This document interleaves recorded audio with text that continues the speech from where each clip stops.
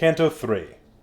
Through me you enter into the city of woes. Through me you enter into eternal pain. Through me you enter the population of loss. Justice moved my high maker, in power divine, wisdom supreme, love primal. No things were before me not eternal, eternal I remain. Abandon all hope, you who enter here. These words I saw inscribed in some dark color over a portal.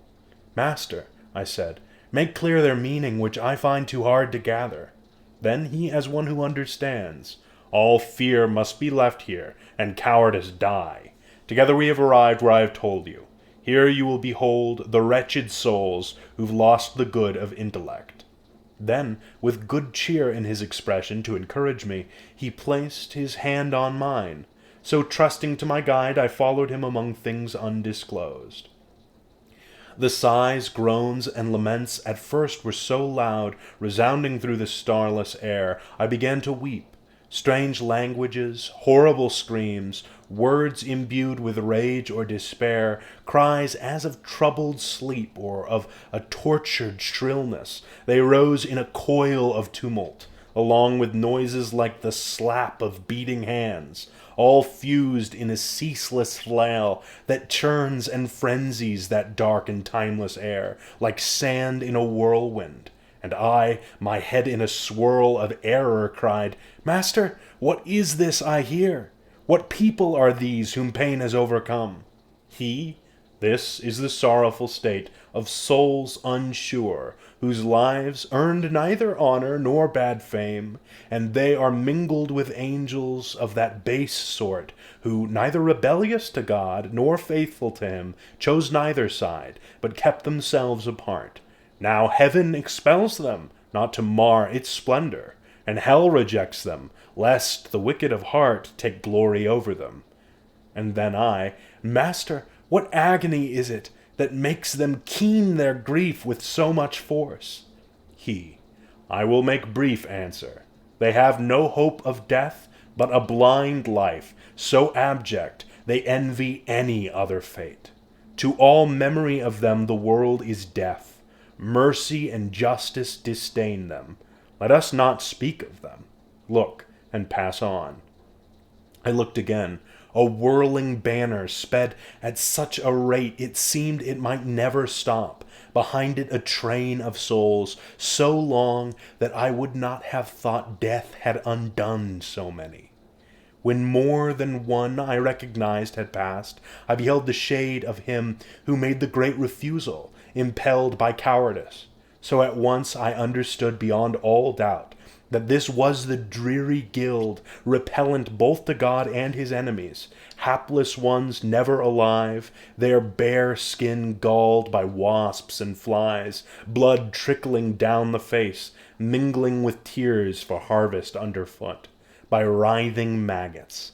Then when I turned my eyes farther along our course, I could make out people upon the shore of some great river. Master, I said, it seems by this dim light that all of these are eager to cross over. Can you tell me by what law and who they are? He answered, Those are things you will discover when we have paused at Archeon's dismal shore. I walked on with my head down after that, fearful I had displeased him, and spoke no more. Then at the river, an old man in a boat, white-haired, as he drew closer, shouting at us, Woe to you, wicked souls! Give up the thought of heaven. I come to ferry you across into eternal dark on the opposite side, into fire and ice. And you there, leave this place, you living soul. Stand clear of those who are dead.